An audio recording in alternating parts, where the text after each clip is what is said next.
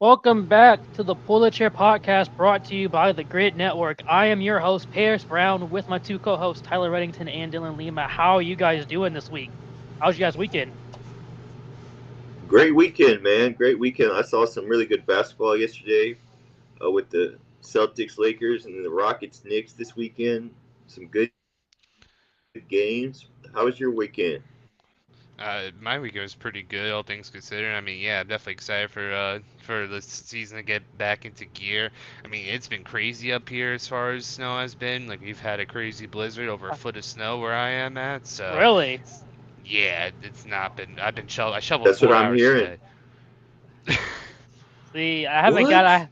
I'm grateful for that, man. I haven't got all that. We had that one a month ago. We had a lot of snow, but recently it's just been. We had 60 degrees 2 3 days ago, and then it snowed today and yesterday. So Yeah, like it was nice for us yesterday, and like it just the entire East Coast got blanketed with snow from like friggin' Virginia all the way up into Massachusetts. It was a massive blizzard. Like um, I haven't seen this much snow on the ground in a while. well, I gotta be kind of grateful, man, because I didn't get that much in Indy. We definitely got snow, but Yeah, it was more just like I saw snow. I was like, really, snow? It was just 60 degrees. Snow? Yeah, must be 75 nice. degrees here in Texas. Yeah, this guy, man. Lucky, Yeah, But lucky, I'm it's in the 23 lucky. degrees right now. I'm in the freight industry, and a lot of trucks and shipments are being affected by that storm. So I know how I've been hearing about it. It's crazy. I can imagine. Well, coming up for this week on the show, we're just talking about the Rockets. We talked about a lot of them, but with the playoffs coming up, they had their drama last week. Now they're blowing leads. Is this a team really to look out for? Talk about the Magic. They're dealing with a lot of injuries now too, and this was a team that 2 years ago you had just talking about they could be a team to look for. Are they still a team to look for? Should they start moving on? Then of course you got a lot of the awards. We're going to talk about our opinions on the award races and possibly just draft outcomes. So stay tuned for that. But I want to start off, man. So my Pacers suck. We're bad. We have injuries. And then off the court, my guy Halliburton gets shingles. What is going on? I don't think I've ever seen a more cursed team in my life. All this curse just for IU football to win a championship. Our entire team Halliburton goes down. Our entire team gets hurt, and now Halliburton dealing with stuff off the court. Like, Jesus Christ. I wonder who's the person that makes the injury report. That's like, well, Tyrese doesn't play at all, but this is too funny to pass up. This guy got old man disease, just some friggin', He can't catch a break. like you don't hear about shingles often. He It's can't, just, man. That entire Pacers roster has got something going on, man. Our ACLs are fragile this year. They just snap in, and now you get shingles. Like it just, I don't think you could get worse than this. We got to do off the court having issues. Like, And then man, they it's just a couldn't never even ending beat the cycle over here. Mavs. The tanky Mavs Hey, beat the man, we tanky just show. Pacers. Listen, man, we are just showing who's better at tanking this year. Okay, y'all are 0-10. We said, hold on. We gotta lose. We gotta Yeah. lose. I was never rooting for us to lose more in my life, but y'all got a couple games on us. Y'all, man. Listen, listen, man, we know what we're doing this year, man. We got a bunch of injuries. We saw a team coming in that's 0-10. We said, hold on, we about to put game of the year on of how to lose. We losing this game. Don't worry. and with this crazy draft, I mean, it's like who's to blame any of y'all teams, you know? Like this is like, especially considering the last year or two, like the drafts weren't too great, but like this year in particular, it's gonna be a bloodbath for who plays the worst to get Oh, the it's best gonna out. be crazy, Just no. So you especially with brought the the draft. next two after this not being. Yeah, Go ahead, I bro. do want to ask, who do you guys think is gonna get that number one pick this year? Out of all the teams, who do you think it falls to? Hmm, Because that's a I good got to the question. Pacers being my guy. I Well, have to hope that it goes to the Pacers, man. Because like I don't I got know, to it's see the rest obviously of the the lottery. season because Adam Silver's got his hand on it. Well, he said he's Yeah. gonna mess with it next year. Like, So like, you know what? We get a free pass this year. I'll get the number one pick, and we be back good next year. Man, don't worry See, about it anymore. I here's would the like to thing: see the the NBA Pacers get for it. the lot Pacers would be interesting, but it is a vibe-based lottery. Like, they swear that there's no like no bad things going on behind the scenes. It's all properly looked over. Yeah, okay, bud. Like the Kings should be the ones that should get it. Brooklyn Nets will Yeah. never get it, despite no matter how bad they'll be. So honestly, if I'm gonna go into my vibes based like memory, I think it's gonna be the Grizzlies. They'll just all of a sudden Ooh. jump up. Because especially with John Morant and the pains that's going to be going on with him, now the Grizzlies will be more likely to move on for him if they get a top pick. So I'm going Now, to say based off of vibes, Grizzlies get it. now with the top pick, a lot of people, there's a lot of controversy recently over Darren Patterson if he should be the number 1 pick. Now, if the Pacers get the number 1 pick, I say he just isn't going to get number 1 because we have our guards. Obviously, I don't see us drafting another guard. Again, he's great, but I don't see us drafting another guard. But say any other team gets the number 1 pick. 1, do you think he goes number 1? And 2, would you take him number 1, seeing just how he, him subbing himself out of a lot of games and missing a lot of time in college right now as a freshman? I would absolutely take him number 1. I've watched him. I've watched AJ play. They're both 2 very, very talented players. But just to see what Peterson does as a freshman, see the way he slows down the game, see the way he shoots the 3 ball. Yes, he's dealing with injuries, but he's going to get that figured out. And who's not to say that he's really, really putting all his stock in the NBA draft. That's not crazy to think about because people have done that many times before. And AJ DeMonta wouldn't be a bad pick at all, but that's what I want. As a Pacers fan, that's what I want to see it. Darren Peterson's game is unbelievable. His pace, the way he's able to shoot the lights out the gym, he's able to get it off the dribble. He plays defense. Yeah, the health has been a concern. I would be mad if I was a Kansas Jayhawks fan, but if I'm the first pick in the draft, I'm still going with DP. And look, it's one of those things, I feel like he's been getting a bad rap in the media. People are kind of framing this as he doesn't want it hard enough. I mean, look, Kyrie Irving was the number 1 pick despite only playing, 14 games the season before he goes into the draft.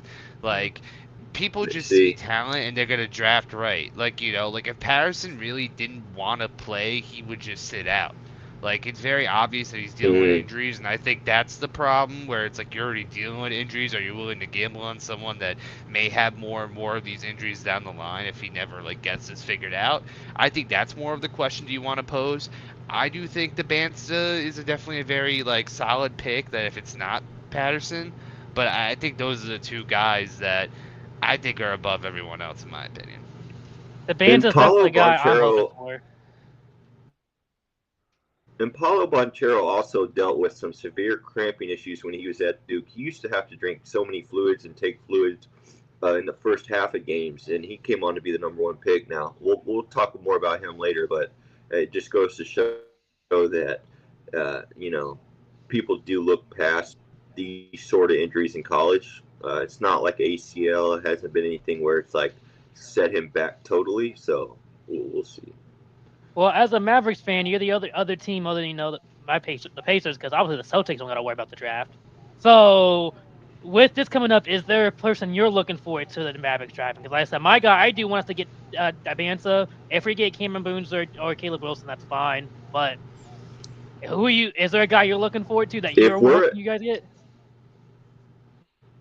Yeah, right now, if we're 7, if we land to 7, and Darius Acuff Jr. falls to us, I think that is an amazing pick. Watching him, what he does in Arkansas, he's got the size, he's got the speed, he's got the sauce, he's got everything you need.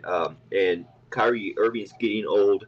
We're going to need to draft behind him. I've seen some other names like Keaton Wagler from Illinois, or even Mikael Brown from Louisville, but I would love to see Darius Acuff Jr. on the Mavs, and I think a lot of people in Dallas would not mind that at all.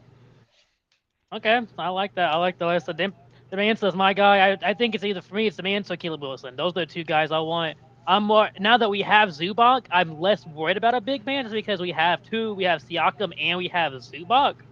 So that kind of solidified our power forward center situation. So now that we got rid of Mathurin, and Mathurin goes and drops 38 points for the Clippers, which I knew he could do, but like, it's like Woo! give and take, man. Like I really want to see him do good. So to see him go over there, drop 30 off the bench, man, I was proud. But I was like, yeah, man, that's who we just got rid of. Like that is exactly what we got rid of. So that's why I want Demanza, because I feel like he could fit into a small forward. We could have him, Siakam, and Zubac. I feel like that's with Halliburton passing the ball around. That's just a nasty. That'd be a nasty starting lineup. You have Nembhard guarding. So if you got the first pick, would you take Demanza over DP? Yes, because we don't need another guard. We have point guard in Halliburton, and we have Nembhard at shooting guard. If we got Patterson, I mean, then what? Do you move Nembhard to the bench? Which I can't say having Nembhard off the bench wouldn't be nice. I mean, that'd be a great defender who can shoot and shows this year he can handle the ball and lead the team. So like, I can't say if they went with that route, I can't sit here and say I don't see it.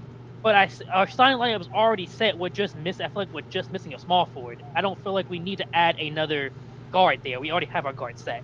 Halliburton's obviously on a point guard. Okay. And he showed what he can do. So, I mean, a lot of people have him go number one. It's not crazy. Well, yeah, and I see it, and I can perfectly see it. That's why if for somehow the Pacers get number one, that's the only way I see him not going number one, because we don't necessarily need a guard. Any other team that gets him, why not get a guard? But when we have Halliburton at point guard, there's no need of drafting another guard unless they want to just put Nembhard on the bench, which, again, it's not like it'd be a bad idea. But, like, we saw Halliburton and Nembhard on the court together. That was a finals team. Why change it, Why change the lineup? That's how I see it. But I couldn't say I wouldn't be able to see the vision with that idea. But we did mention Paulo, and I think we should start talking about him. Paulo Banchero, he has been the future for the Magic. Through 2 years ago, the Magic were the number 5 seed in the league, and the thought were they were the team to start looking out for in the East. Well, that was back-to-back years, and they're back to 7th seed, barely making it over the play-in. And Banchero has dealt with some injuries off and on, which we even mentioned in college he was having some issues, and that's why I feel like this Patterson thing is becoming a big thing, because there is a sign that can't continue. If you're the Magic, what is the future here? Do you continue with Banchero? Is it time to start looking to move on? Like, what is the future for the Magic, seeing it hasn't really gotten anywhere so far?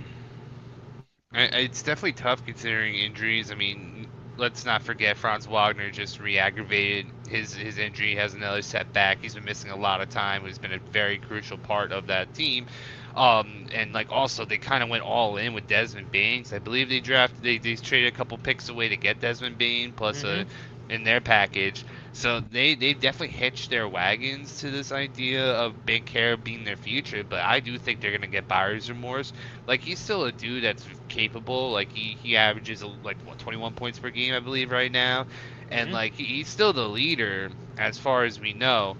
But he's just not a good three-point shooter. Currently 31% from 3-point 31% three-point percentage, which is awful. He's only taking 3 shots per game, almost 4 shots, which is really bad. Like, you're not taking a lot of shots and you're missing a lot of them. Like, that's a pretty bad place to be, especially if you're the number 1 guy. So unless if the Magic somehow find a way to get some more shooters around him, I think this team is definitely trending in the wrong direction, where maybe you are considering Banchero in a year or two may have to be out the door.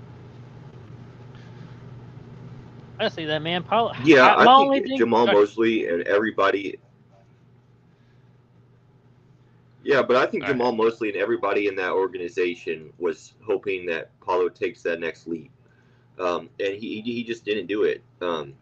He didn't do it, and he's actually been one of the bigger disappointments in the NBA this year. Now, the Franz Wagner situation is very, very crucial to why that they haven't been better than they have been. But, other teams have had injuries, and their superstars have been able to step up and be who they are, superstars. I don't think this is a situation where you're going to move on from Paulo before the second contract is up. But, they're going to start looking at him, and they're going to start wondering, is he the guy for the franchise player? Like, is he the long-term answer for this franchise.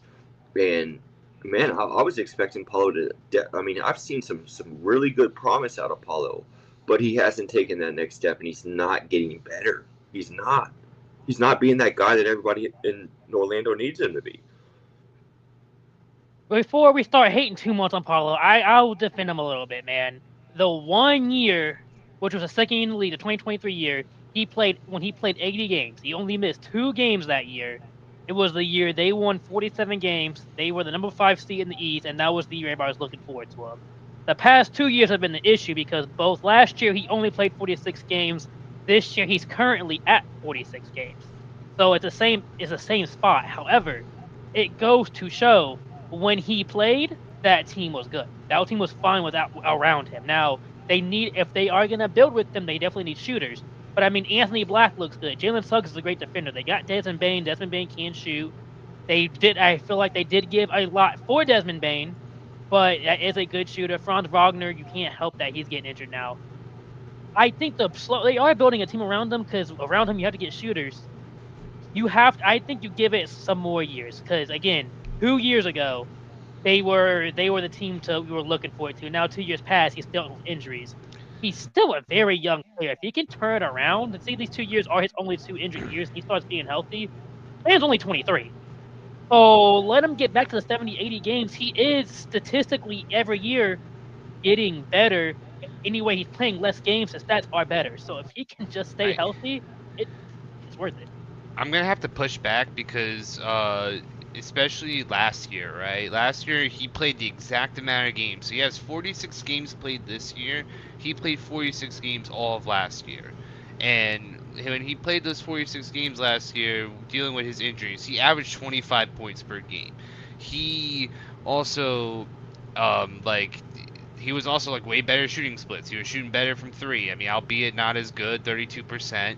And his field goal percentage was a little bit about the same, and he was taking more shots too. He's not taking as many shots as he's now, and it really makes you think, like, is he really going to be that guy? Like, is he really that true number 1 person that is going to take you over the top? Or maybe let's just say you want to keep him in the future. Maybe you need to pair him with somebody that maybe is a better facilitator, that's a guard, that could like maybe be able to space the ball better and let Paolo be more of a bigger threat, hopefully in the paint. Like, he's not really like, I mean, he's 6'10", 250. Like, he's a big dude. So, like, maybe he should be bodying more in the paint, you know, getting to the rack. Like, I think that's probably where more his game should be rather than trying to chuck these threes when he's clearly not developing a good shot. So, I think that's really where the question is. Like, is he going to be your number 1 or is he going to be your Robin and you find your Batman to, you know, really maneuver the ball around better? And I think the issue is, like, you saw how much they gave up to get Desmond Bane, right? You bring Desmond Bane in to get to that next level. And with Paulo playing the way he had, they're not even looking like they could get in the play-in and miss they're not playing like they could beat anybody in the playoffs right now. And so you give up all those assets, and so you don't want to take a step back as an organization. And what you're looking at is Paulo. That is who you need and what you need for this team to do what they need to do.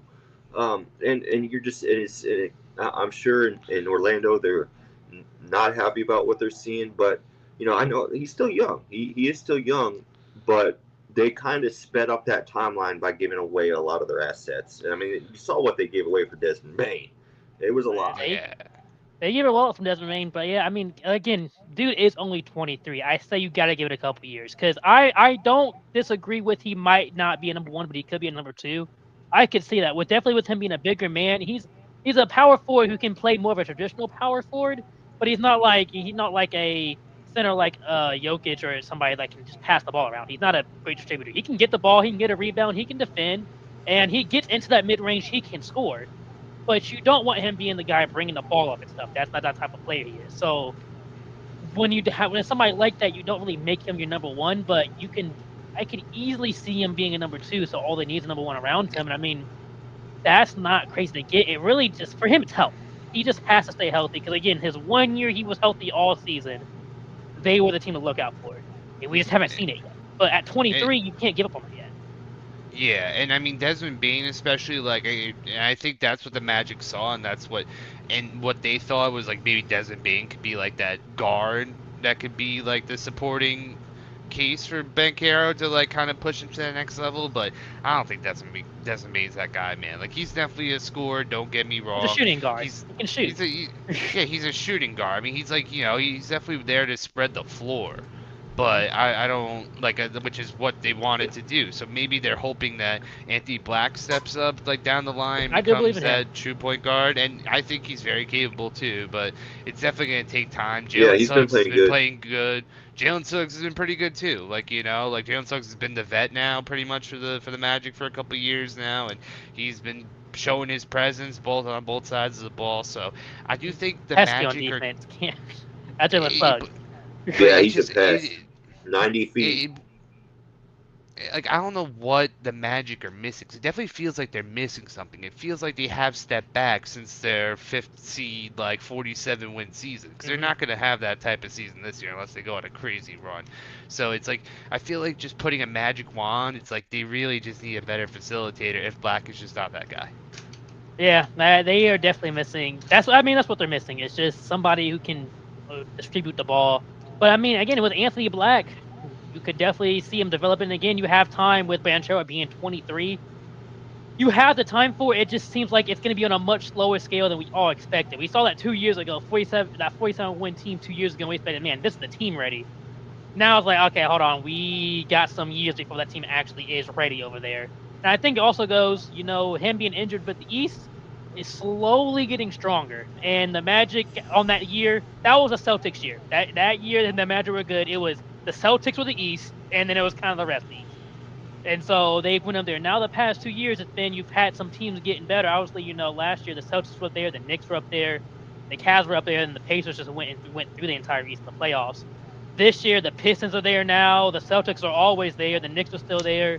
So it's just like the Magic have had, they were there, but other teams have started growing quicker, and they've just been a real slow trying to grow with their player being injured. So I just think give it time with Montrell. He's 23. You can't now if he gets to like 26 and we're having this issue. Okay, yeah, we gave you a shot, but at 23, I mean, again, the guy got hit in the league at 19, and then at 20 years old, we expect this team to be that future. So like, we got to give him some time. But moving on to a team that might not have much time is the Rockets. Because their number one scorer is Kevin Durant, and Kevin Mm, Durant don't got time like that. At least I don't yeah. think he does. I mean, scoring wise, he might have time forever. Honestly, the dude can score whenever. But like as a team to be competing in the West, forget having time to compete. It's slowly starting to look like they might not even be compete this year. Yeah, you bring up a good point, and I watched that game against New York Knicks, and that's a game that they absolutely should have won. After climbing back from a first half deficit to being in control of the game in the third quarter and blowing that one. And so you see that the formula of hoping that a 37-year-old Kevin Durant will bail you out at the very end, it's not a sustainable thing. And we knew the Fred VanVleet injury, so we knew that was going to have an effect.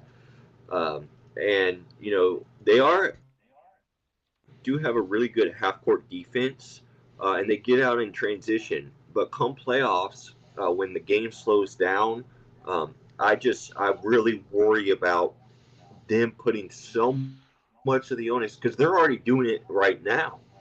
So he's already getting wear and tear. 37-year-old Kevin Durant's already getting wear and tear. So you bring him into May and June, and you're expecting him to still do the same thing.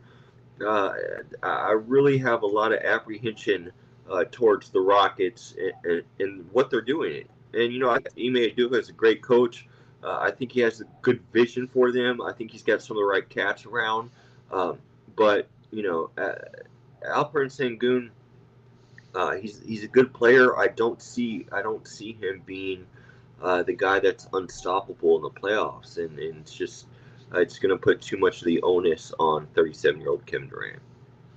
I like look. I've been high on the Rockets, and I do think that they are a very sound team. They came out to a very hot start of the season, And and they definitely have been choking games, so it's definitely like you definitely don't want to be making these games like a habit now, where you're just choking leads. You should be winning these games, and you just peter out.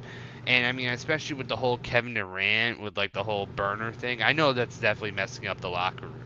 Cause like I mean, look, as fans, we think it's funny that Kevin Durant's talking his shit, saying whatever. But like Jabari Smith Jr., Alperen Sengun being in that exact locker room, being two very important contributors to this team, and Kevin Durant just running his mouth in a group chat, like it's not gonna go over well. I mean, look, Kevin Durant's always a well-respected dude. He's definitely one of the all-time greats. But it's just not a good look. And if now this team starts falling apart come these next 2 months, I don't see them making a run. I think as of right now, if the standings stay as they are, they could beat the Lakers in the first round. They could get to the second round. But I really don't think there's really that many teams in this West Conference that they're better than at this moment. And that's definitely scary. And it's not really like skill-wise. It's more of like Sengun's not ready. Amin Thompson's not ready. A lot of these guys are super young guys that when it comes to the playoffs, like the teams that have the more experience are going to just end up being the better performers at the end of the day. We see this time and time again. There are some rare exceptions, of course, but most of the time when you see these runs, you see like the veterans show out, especially if they're not like the main guys on the team. And Kevin Durant can't do all the scoring on his own.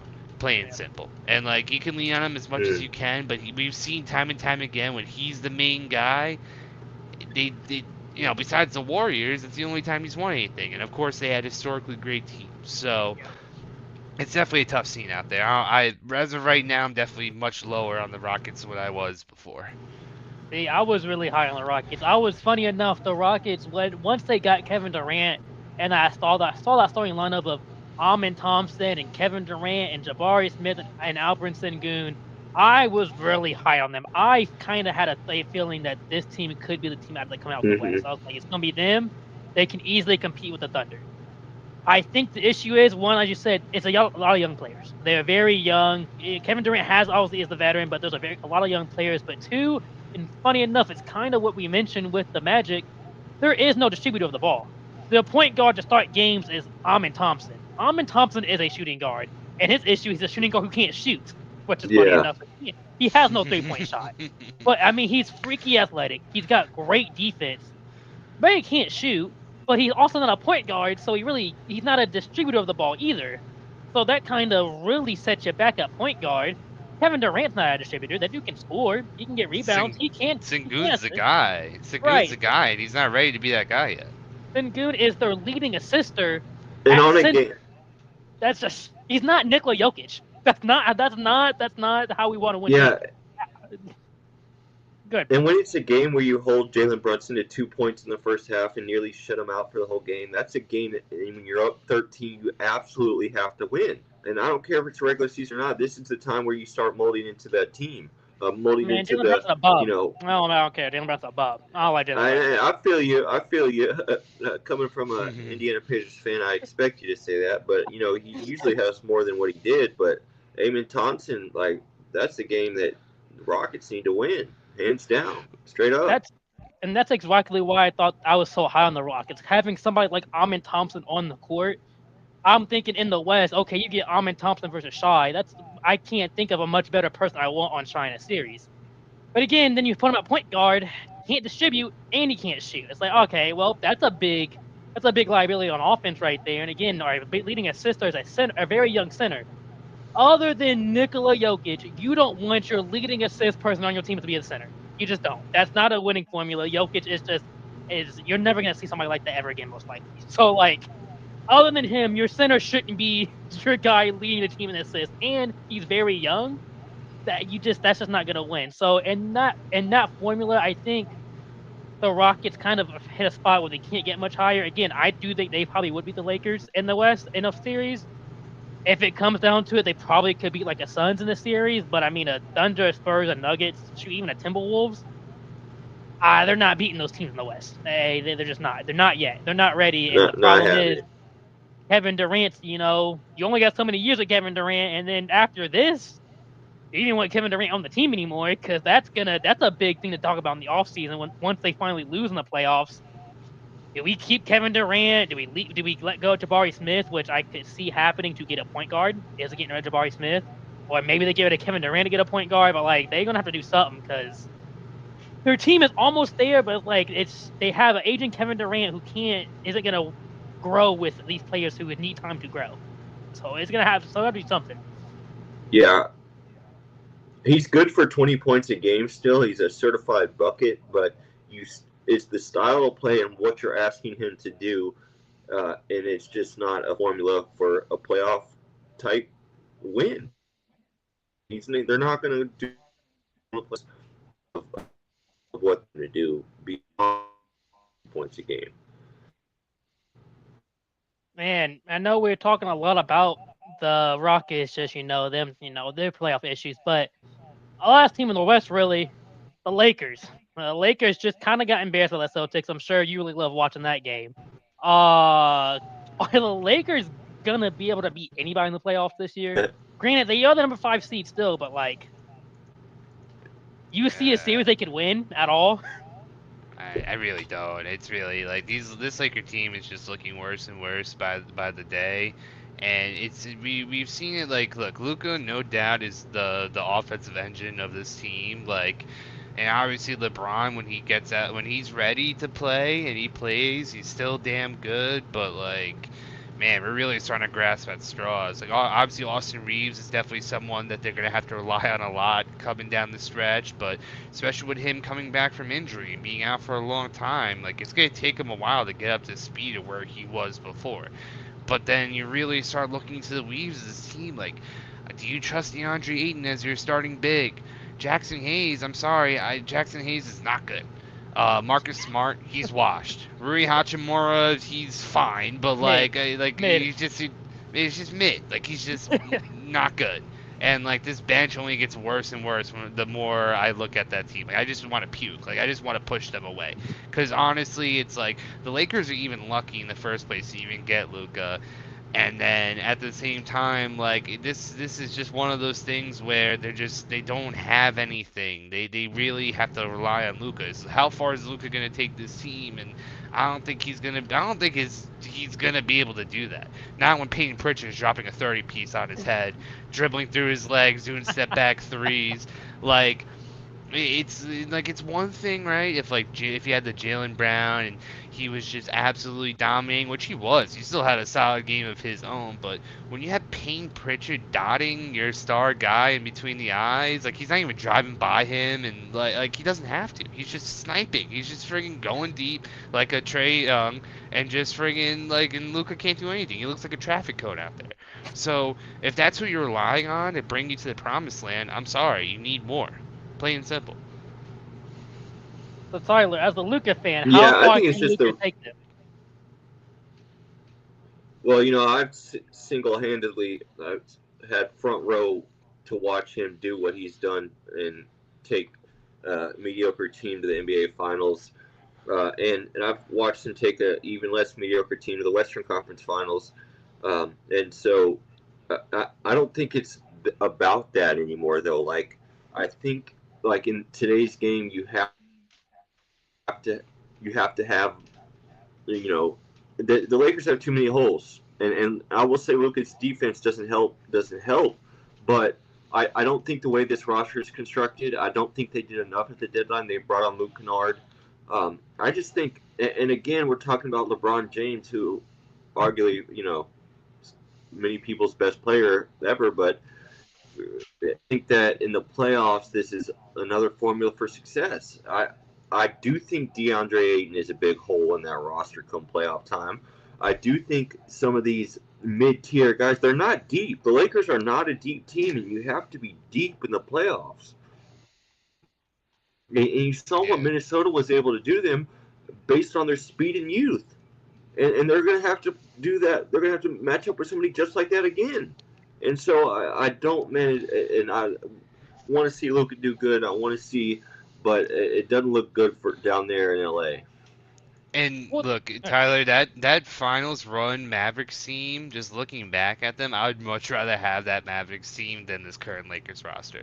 Like, you had someone that likes a PJ Washington who was playing out of his damn mind. Like he made up for what Ayton and Jackson Hayes has done all this season, pretty much. Like, just him alone. And like, he was never like the most consistent guy, but when he gave you his 20 and 10s, he meant it. Like, he had it with all the passion. Mm-hmm. Kyrie Irving was someone that was such a great running mate. Like, if we're gonna have Luka's running mate, it'd be a Yeah. 42-year-old like LeBron James, 42-year-old LeBron James who can't really play every game like he used to. Like, at least Kyrie Irving played almost the whole season.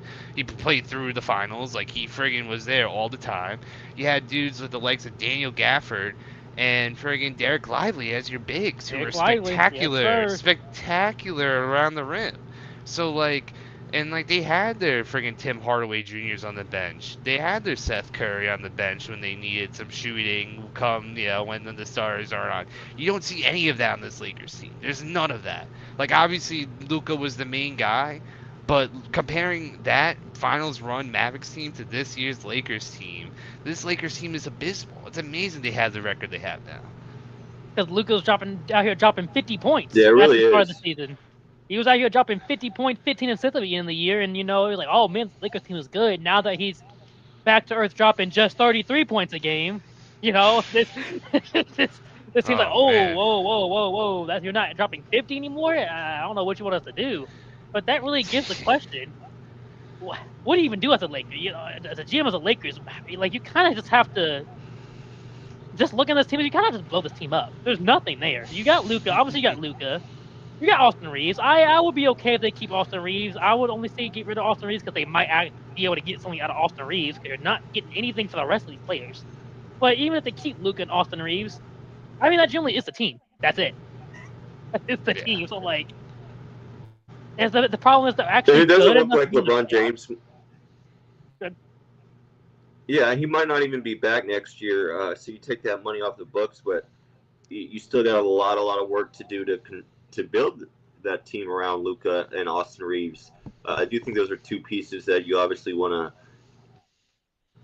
keep right there. And, if they could get like somebody like Giannis, would you get rid of Austin Reeves? Probably, but They ain't getting no Giannis. and I'm just using that as an example. I don't think they're going to get Giannis. I don't.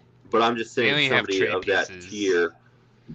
And that's the problem. Right, They can't even trade anybody. Like, nobody wants DeAndre Ayton, Rui Hachimura, Jackson Hayes. Like, nobody wants those players. No. They're in a So, very like- interesting situation, but I think Rob Pelinka was so glad he got Luka, but it's how you construct the team around him, as Dylan was just talking about. In the NBA, your most important player, your best players are the most important part of your team. So obviously, it's one of those things where it's like, all right, we have Luka now.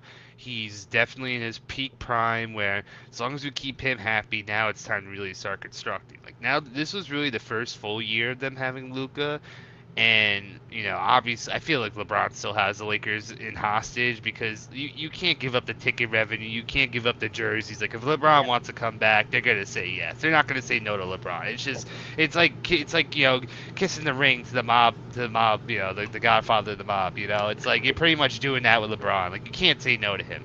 So, like, it's one of those things, like, how, like, they have so many problems, and their record is too good where they won't even be in the lottery either. Yeah. They won't even be in the lottery. So, after the lottery, the NBA draft is always a crapshoot. Sure, you could get lucky and draft your Jokic's, your Butlers, your friggin' Draymond Greens of the world.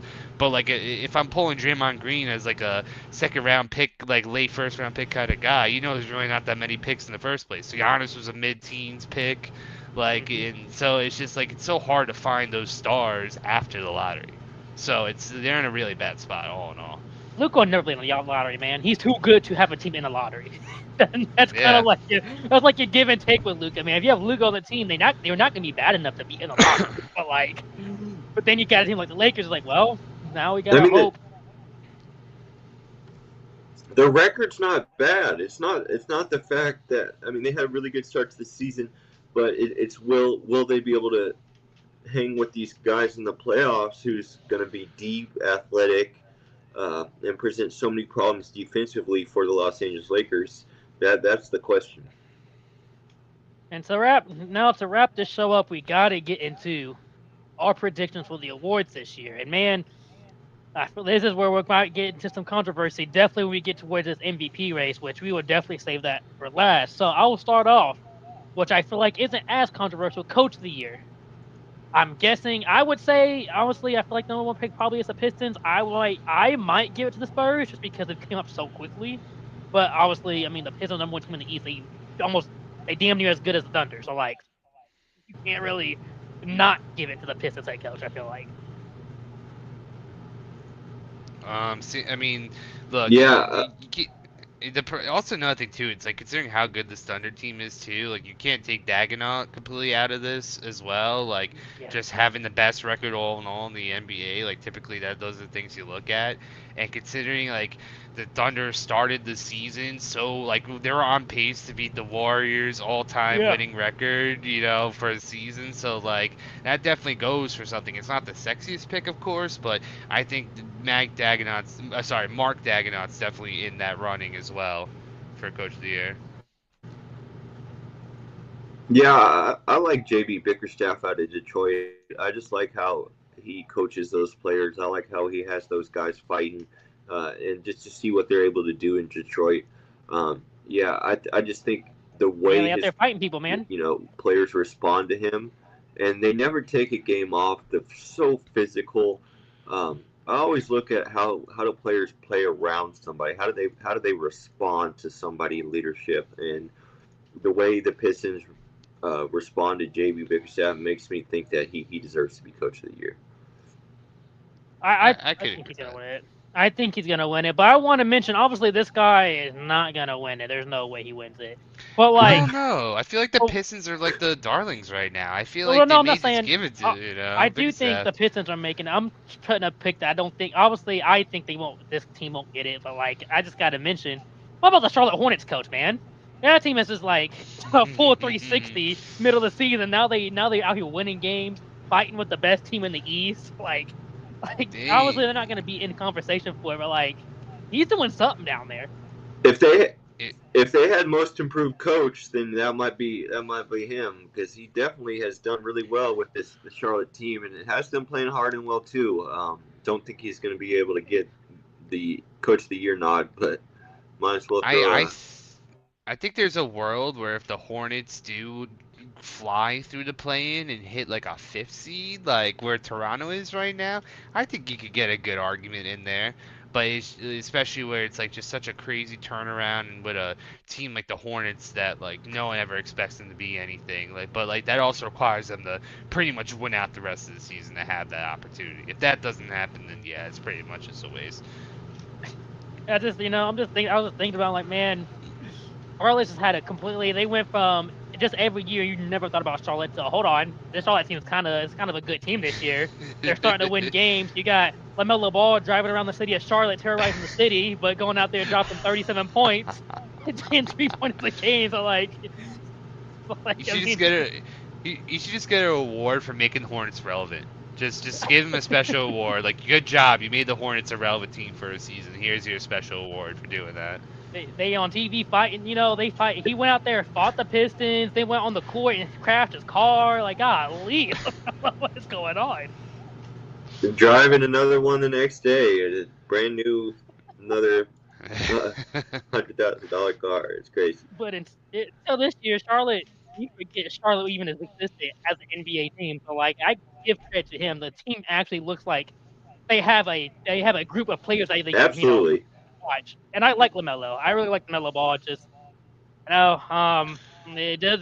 Maybe he needs an Uber or something, man. I don't know if he should be driving. After That's 2 videos, crazy. Who lets him drive at this point? I Like who in get the he crashed the car, but like Yeah. all the other videos of him driving, bro, that dude is a reckless driver. It's GTA What in is he Charlotte. doing when he drives? He He's drives scrolling. like He's he's on playing Instagram basketball. Reels. He's on He- Reels. He's on TikTok. Yeah, He's not exactly. paying attention to the road. I'm telling you, man, that dude drives like he plays basketball, But- bruh. He's just out there doing stuff. I'll get there eventually. We'll see what happens, and how the dude crashes the car. Shit, he's been But playing moving- good. He's been He playing has played really good. really good. 10 threes last game, so like he's pulling a show. It's like, man. But now thinking about next one, I want to go most improved player of the year. The number 1 point guy for right now is Denny Avdiva, which I didn't even know that dude existed till this year. So I'll give it to him. I'll give that to him. I do like Ryan Rollins as a pick. He's looked really good on the Bucks, so I do like Ryan Rollins as a pick. Also Jalen Johnson. Jalen Johnson is the only thing on the Hawks team that you can sit there and watch right now. So like, he's looked really good. But Yeah. Denny has looked really good. Made the All-Star game, so he has looked really good this year. Yeah, it's hard I to would- vote against any. You go. Go ahead, though, Dylan. No, Yeah, sorry. I mean, it's Okay, hard to- so you go, Tyler. You go, Tyler, please. Right. It's hard to vote against Denny, just because, and you know, some people have their opinions on him, but he really is like doing so well with a Portland team that's just so mid, has been so mid and for so long, and his ability to score the ball is absolutely amazing. Right. His ability to close games, his ability to get to the free throw line.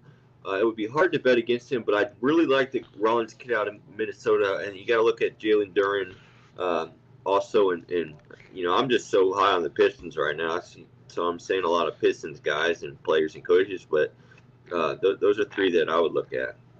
I think the guy should be Jalen Johnson Jr. Jalen Johnson's looked really good. He's looked really good. Sorry, Jalen Johnson, just regular Jalen Johnson. But like the fact that he made the Hawks single-handedly just give up on Trae Young within the season is definitely like that alone is crazy. Like this whole team was built around Trae Young, and this was supposed to be the prove-it year for Trae Young to be like, hey, is this going to be your team, or are we moving on from you? And then Jalen Johnson just comes out of the friggin' sky, becoming the second coming of Russell Westbrook, but bigger. Like 23 points per game, 10 rebounds per game, 8 assists. Like he's That's a averaging borderline more triple than double Denny in guy. everything. Other than points, they're tied, but he's getting more rebounds and assists than Denny right now. So like, he's an efficient shooter, 49% from the field, 34 from 3, and like he plays just amazing defense. He's averaging a steal per game. He's averaging half a block per game. Like he's stuffing the set all 5 stats pretty much every single game. Or every other game if you're saying a block, like, oh, technically 0.5. But anyway, but regardless, like, I think him just going from a nobody pretty much, like, unless if you're a Hawks fan, you knew Jalen Johnson, but now he's, like, their guy. Like, they're going to build around him. He's their star now. Plain and simple. Good point. Really good point. I really like Jalen Johnson. Funny enough, Jalen Johnson was the guy I put on my bets on when I was doing some prize picks. So the dude was averaging, it was like his line was always like 18.5 rebounds and assists. Dude got it every game. That dude was averaging for a good stretch of time. He was getting like 22 rebounds and assists per game. Dude was was killing it. So like, and that's what, funny enough, that's what put me on a Jalen Johnson, was me betting on him. And then he started doing this. Like, hold on. This dude's really doing something out here. But then I started watching him. Started making you some money. Right? And I was like, hold on, this dude is really doing something.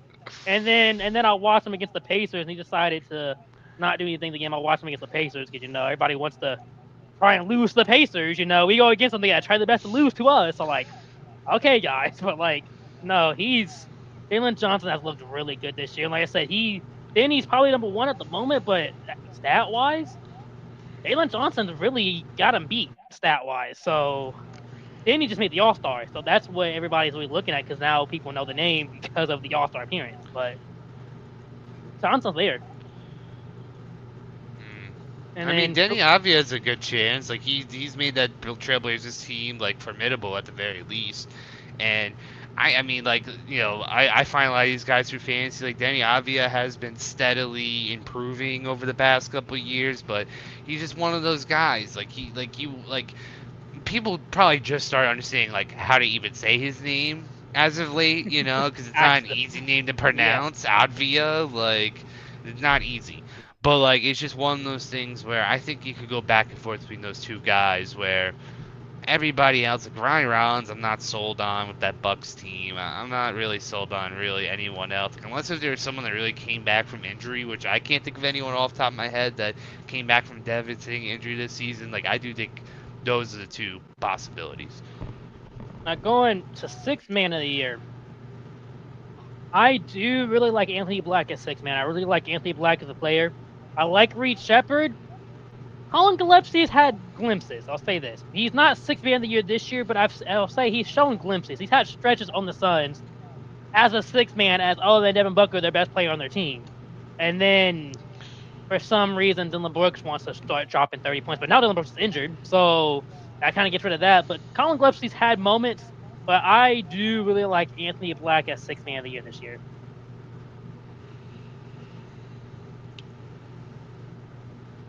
I think my guy would probably be Naz Reid. Okay. And I think that with him, he's also been one of those guys that is definitely a fan favorite over there in Minnesota. Like, people say they do the Drake May, but Naz Reid was the first self-named nickname guy. For being real, I'll give him the credit because Naz Reid is that guy off the bench, and even with someone like Ayo Dosunmu coming over to kind of take over that six-man spot technically, like Naz Reid still holds it down there, man. He's a 14-6 with a 3 assists per game type of guy. Very high shooting splits of 47 and 38 from 3. Like in a pinch when you need someone, especially just energy, like give me Naz Reid, man. He's the odds-on favorite right now as well for six-man in the year according to BetMGM. So besides him, maybe Keldon Johnson of the Spurs I think is also another good shout. But I think Naz Reid's the guy. That's who I was going to go with was Keldon Johnson because the way that veteran is playing for the Spurs, he's ridden it out with the Spurs this whole time. And to see him coming with the impact and the way he's able to shoot the ball from three, also his offensive rebounding and his defense, but his veteran leadership for the Spurs has been an integral part of their success this year. And like you did say, Naz Reid is the odds-on favorite and probably should win and will win. But Keldon Johnson out of San Antonio is somebody that you could definitely put some stock in because, man, his ability to do all play on both ends of the floor and then, actually have what he does contribute to W's. And then, some people said Reed Sheppard. I still think it's a little too early to say that he would be sixth man of the year, but I'm going with Keldon Johnson. I'm telling you, man, don't sleep on Anthony Black, man. Dude averaging 16 points on 46% shooting, 4 rebounds, 4 assists. Hey, he as a point guard. No, he's definitely. He's the future most improved. He's definitely guy. up there, man. And he's fun to watch. He's definitely. I try to trade for him in my fantasy basketball league. Like he's definitely been on my radar. But I think it's still young for him. I think he still needs to make another step for people to really know who he is, and hopefully maybe with a better Magic team next year, maybe he'll have a coming out party next year. But I think it's 1 year too soon, Anthony Black right now. Okay. Now I think this one, I do kind of think it's somewhat subtle, but you still have a chance. It's Rookie of the Year. I think it's almost like set in stone that Cooper Flagg's gonna win it.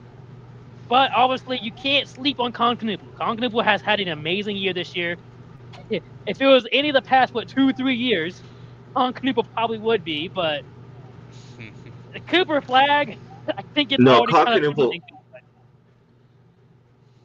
Colin Knuble's played absolutely amazing basketball, and he is absolutely right up there with Cooper Flagg. Now, I will say Cooper Flagg foot injury, that's something to watch because you do need to start watching the games missed.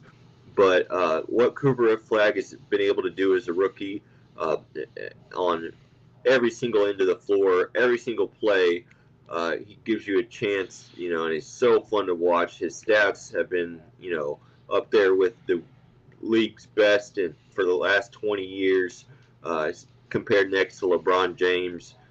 So obviously I'm going with as a rookie. Yeah, and you know what? Colin Knuble's got more total points, and he's a better three-point shooter. But obviously, I'm going with Cooper Flagg. Yeah, I get it. I think the games played is definitely a big factor here. I'm gonna hold off on my rant for a little bit, but obviously because I definitely hate the 65 game rule. Without a doubt in my mind, it's one of the dumbest rules ever conceived.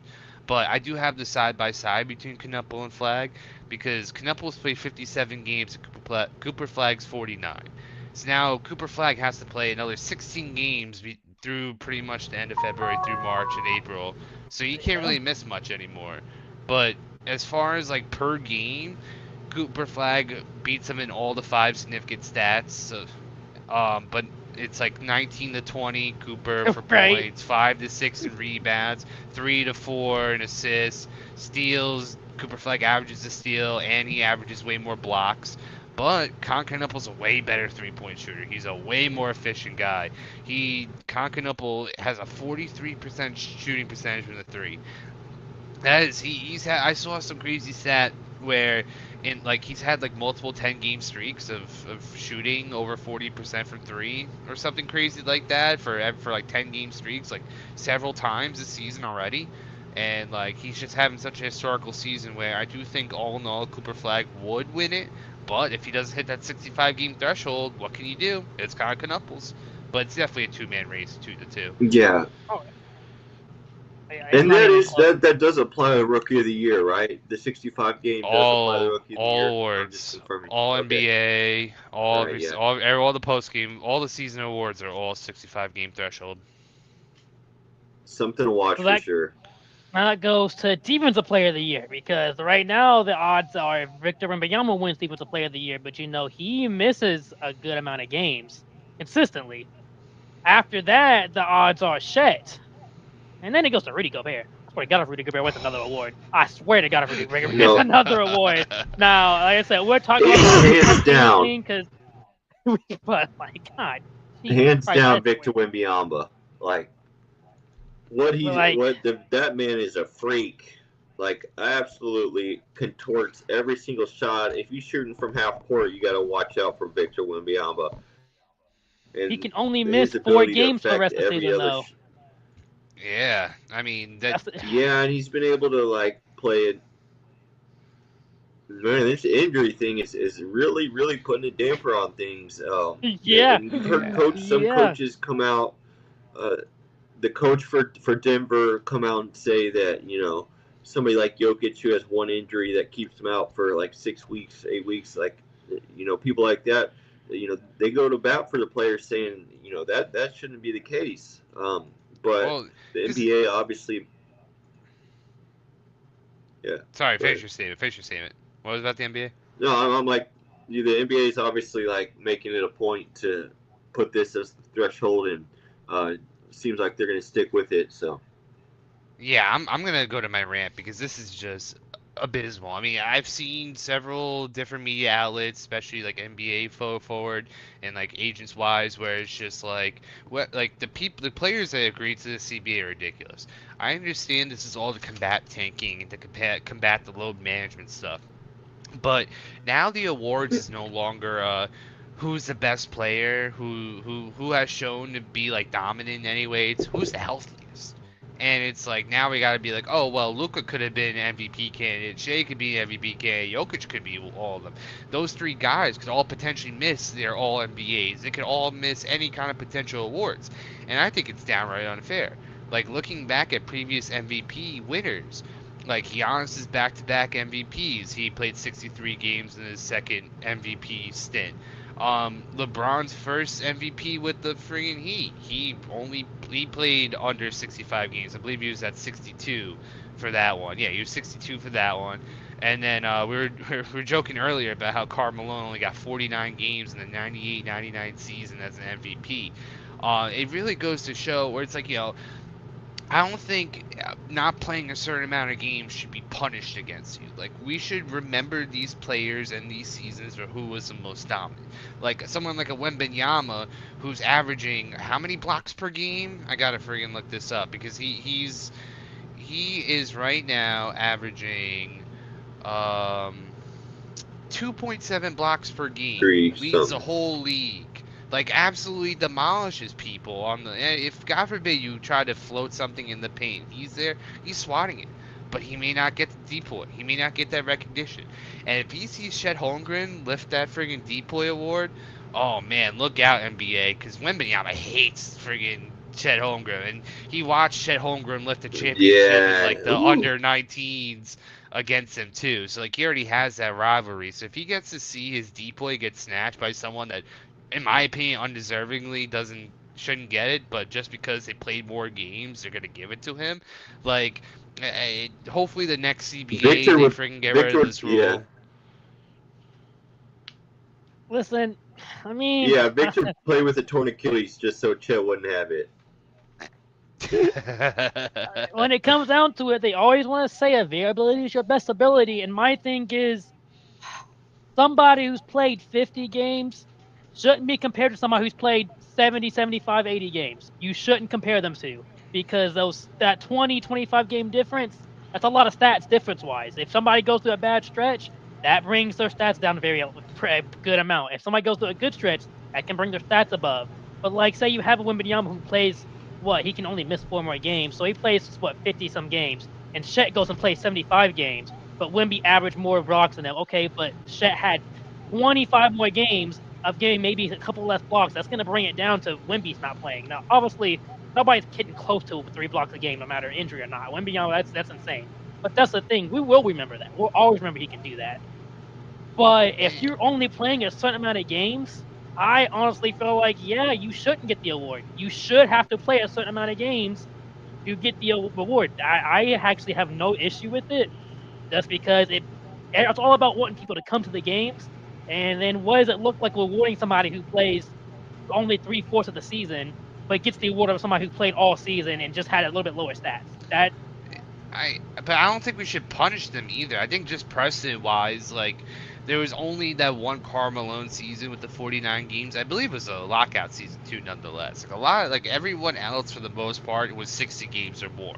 So like, for the most part, especially if we're taking an MVP for example, like LeBron's 62 game season with the Heat, that was a historically dominant Miami Heat season.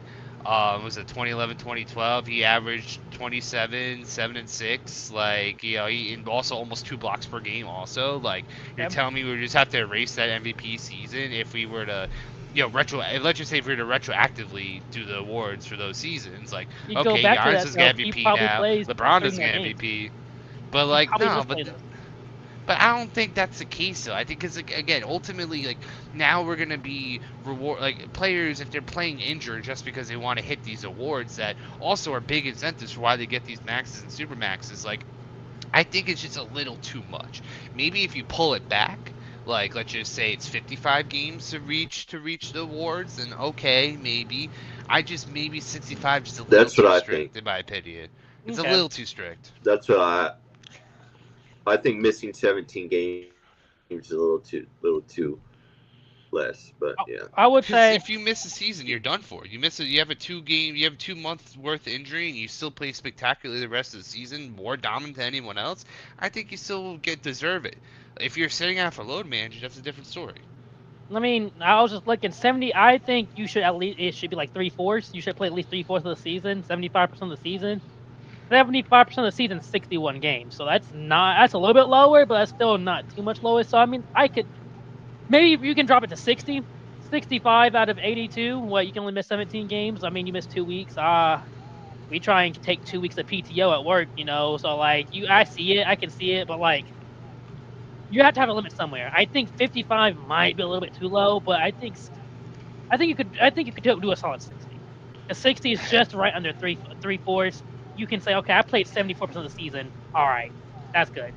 I mean, this all NBA is going to be freaking scary. Like, if the Jokic's don't make it, the Lucas don't make it, the Shays don't make it, these all NBAs, like the people that make the third team, which, albeit probably still deserve it, but like, I feel like we're going to be like, these guys are also getting a disservice for not getting their awards just because they missed and imagine a threshold that.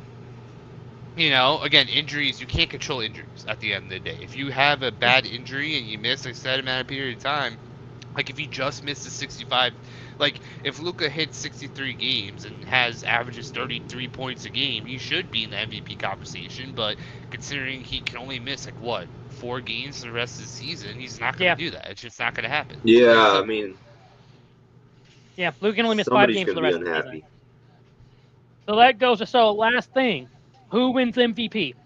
Because obviously the odds are Shai wins MVP. He has the stats.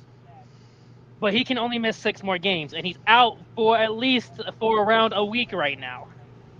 So if he comes back, he'd be coming back with Yeah, being able to miss maybe one game.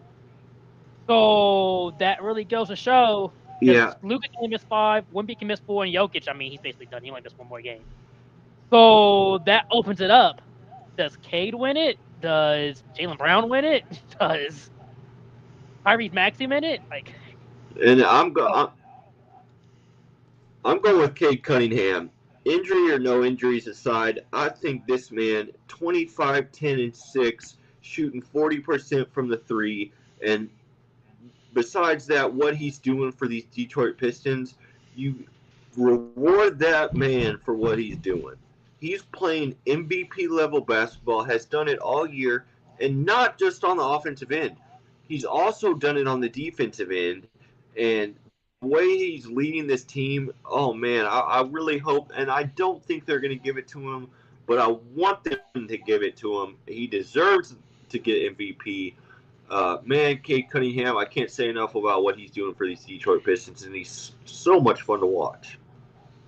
It's funny. I'm looking at the MVP odds now. Right now, Shea's the number 1 guy. Jokic is number 2. Cade's number 3 right now. Luka, Wemby, and Jalen.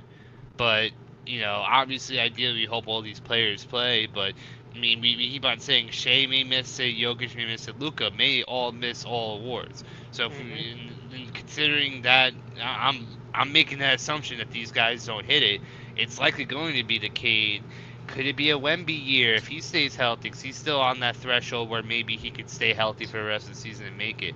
But I'm going to make the case for Jaylen Brown, man. Because he's someone that's averaging 29 points per game. He has 7 boards per game. He's the top assist guy for the Celtics at 5 right now. And considering how hit or miss the Celtics team has been, I mean, let's be honest. Everybody was saying this was a gap year for the Celtics. No one took them seriously going into the year. And Jaylen Brown took it to heart because it was one of those things where, hey man, I'm still that guy. Like, he was a number 3 pick. He could easily be a number 1. He proved it. And this year, he's played spectacularly all season. He's played 51 games this season. So he's well in that hunt to be in all the maybe first team All-NBA also. I'd say he's easily top 5. And when you look at the Derek Whites, the Peyton Pritchards, the Neemias Quedas, and all these young guys, it's not like Jaylen Brown really had that much help all season. Anthony Simons is really good off the bench, but when you look at the starting roster, the guy that was in and day out that carried this team throughout the whole way was Jaylen Brown. So I do think he should be in these MVP talks. I don't think he'll get it. I think Cade will be the guy, but I feel like Jaylen Brown should be second, maybe third in this voting race. I'll say my guy, I think in the end it does go to Cade Cunningham, and I have no issue with it going to Cade Cunningham. That man has developed. He is a star player. The dude is pretty close to averaging a triple a game. So, on the best team on the East. So, I have no issue with it. I think the one that, have to look up for is Tyrese Maxey. Because Tyrese Maxey is also averaging 29 points a game. He's averaging 47% from the field, 38% from three-point. Still averaging 4 rebounds, 7 assists. 4 rebounds from Tyrese Maxey seems kind of impossible. That dude feels like he's the shortest player on the court, getting 4 rebounds a game. But he's also averaging 2 steals and a block per game, too. So he's also bringing good defense with him. And again, that's one reason I think Cade gets it, because Cade is doing all those a little bit better. He gets a little bit more points. He gets a little bit more rebounds. He gets a little bit more assists. So, Cade all around is good. But, when you're comparing that, Tyrese Maxey's right there. Tyrese Maxey's at one of those years where he's up there, definitely at his defensive stats. He's been all around. He's been the 76ers all around. It's been Tyrese Maxey this year. Yeah. But it's hard to agree with you there, and I wouldn't mind him bringing it. I wouldn't mind him bringing a MVP trophy home. That'd be pretty cool. And honestly, the only thing that pushed them back is the Sixers have not been a good team. They've had a lot of problems, and obviously Max has been the one guy that's kept them afloat and not made them like a bottom 5 team in the league. But ultimately, when we look at these awards, especially MVP, it's always given to the top teams. And hey, man, Cade Cunningham's been friggin' amazing with that Pistons team. The Celtics are the second seed in the East despite all odds. And who's to say maybe Wemby hits that threshold. I wouldn't hate if Wemby got an MVP. He's definitely MVP worthy this year. Wemby can get any award he wants, man. Wemby can have it. I can kind of say I'm finally glad Not glad. I can't say I'm happy because Jokic deserves it, but like, man, we'll finally get a year Jokic just to get an MVP. Because every year Jokic is here, that's MVP. There you go, MVP, and you can't. But I mean, you he's can't so knock damn it. good. You can't This knock it. year, That's the problem. He could have an MVP season this year too, if it wasn't for the game threshold. He could easily be in that conversation once again. He's just so a year in and year out, and he doesn't even have to try that hard, which is the worst part. Like, he doesn't even have the passion, but he's just so damn good. But yeah, that'll wrap it up this week on the Pull the Chair podcast. Stay tuned. There's only 26 games left in the NBA season, so getting close to the playoffs. We'll keep you updated on how the awards are going, who's missing games. Start talking more about the draft as this is coming up, and me and Tyler's team is both looking forward to the draft. And then you got Dylan's team. I mean, who knows what they're going to do in the playoffs? I mean, they have a chance. Jason Tatum maybe comes back. You have a chance. Jaylen Brown's March 1st will be the rightful return of Jason Tatum. You got two people looking for Is the that draft. leaking? Is he leaking some?